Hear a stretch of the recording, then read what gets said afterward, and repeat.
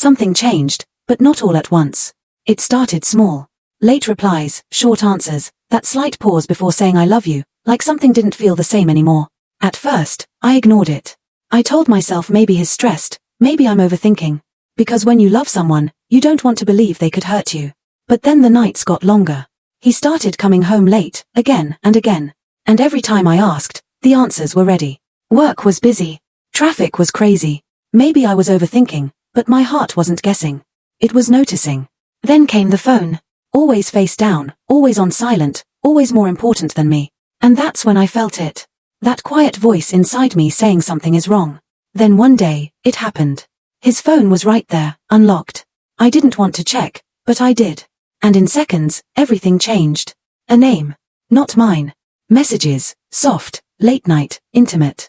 The kind that used to be mine. I stopped scrolling because I had already seen enough. And suddenly, everything made sense. The distance, the excuses, the silence. I looked at him, sitting there like nothing was wrong. And that hurt the most. Not the cheating. Not even the lies. But the pretending. And strangely, I didn't cry. Because the pain wasn't loud. It was quiet, heavy. In that moment, I had a choice. I could react, but I didn't. I locked the phone, put it back, and sat beside him like nothing happened. Because while he thought everything was normal, inside me, something had already ended. Completely. I didn't react, and that was my power. Because not every truth needs an immediate response. Some truths need understanding first. I had already seen enough to know what was happening.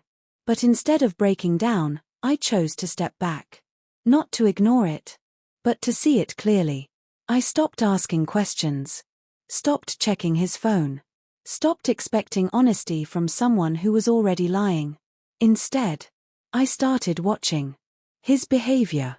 His patterns. The way he spoke. The way he avoided eye contact.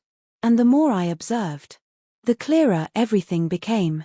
I realized something important. If someone can lie to you so easily, then confronting them without control only gives them more chances to lie better. So I stayed calm. Not because I didn't care, but because I cared about myself more. I started focusing on me. My thoughts. My peace. My strength. I didn't argue. I didn't complain. I didn't beg for attention. And slowly, something shifted. Not in him. In me. The attachment started fading.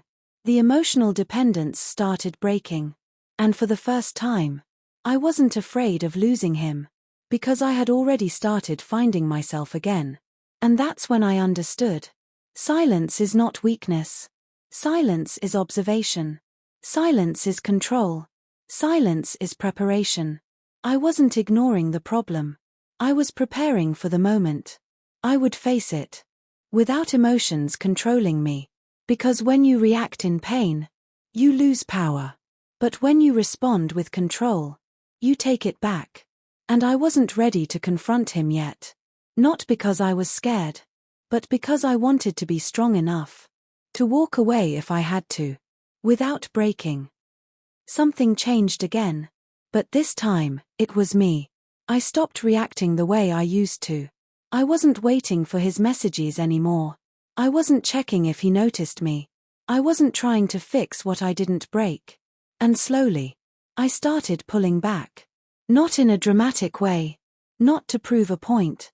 Just quietly, naturally. I gave him the same energy he was giving me. Less attention. Less emotion. Less access to me. And that's when things started to shift. He noticed. At first, it was small. He asked, "Are you okay?" He looked at me a little longer. He tried to start conversations. But I wasn't the same anymore. I wasn't cold. I was just no longer available the way I used to be.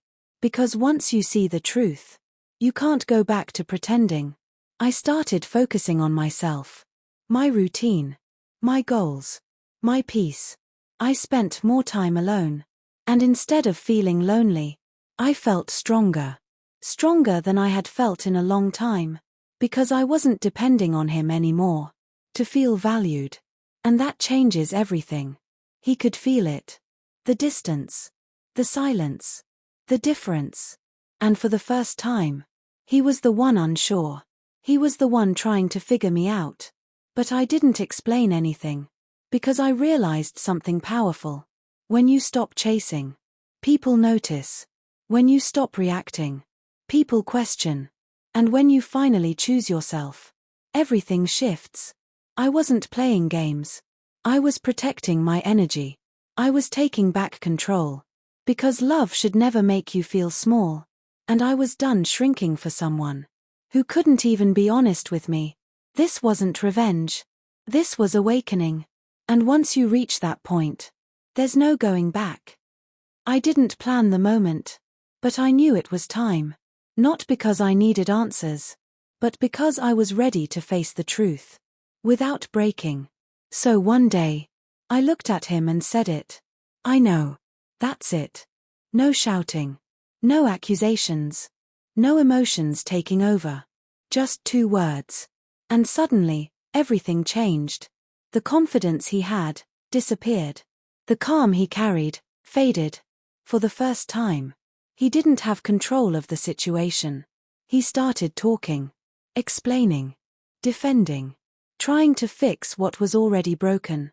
But I didn't interrupt him. I just listened. Because I wasn't there to argue. I was there to see if there was any truth left in him. But the more he spoke, the clearer it became. Excuses, half-truths, blame shifting. And in that moment, I realized something important. When someone is truly sorry, you don't have to force honesty out of them. It shows. But this wasn't that. So I stayed calm. Not because it didn't hurt, but because I had already processed that pain before this moment.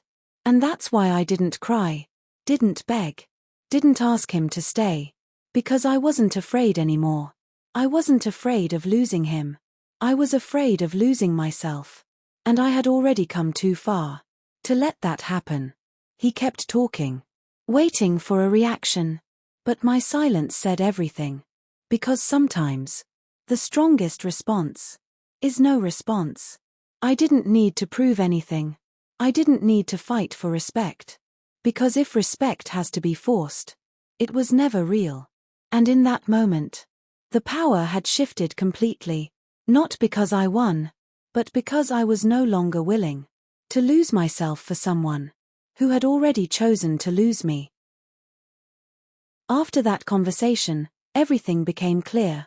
There was nothing left to fix. Nothing left to question. Nothing left to save. Not because love disappeared in one moment, but because respect already had. And without respect, love has no place to survive. I didn't argue again. I didn't bring up the past. I didn't ask why. Because I finally understood something important. Some answers don't heal you. They only confirm what your heart already knows. So I chose myself. Quietly. I started stepping back. Emotionally first. Less involvement. Less attachment. Less expectations. And one day, I realized something powerful. I wasn't waiting anymore. Not for explanations. Not for apologies. Not for change. I had already left. Before physically leaving. Because leaving doesn't always mean walking out of a door. Sometimes, it means disconnecting your heart first. The hardest part wasn't leaving him. It was accepting the version of him I thought was real, never existed. But after that acceptance came peace. Slow, but real. I started breathing differently, thinking differently, living differently, and for the first time in a long time, I felt like myself again. Not someone trying to hold things together. Not someone begging to be valued. Just me. Whole again. And if there's one thing this taught me, it's this. If someone can choose to lose you, let them. Because the right person will never make you feel replaceable. And the moment you stop chasing, stop begging, stop breaking yourself for someone else, you finally realize your worth. Not in words, but in silence, in peace, in distance, in freedom. And that's where real strength begins. Not in staying, but in knowing when to walk away, without looking back.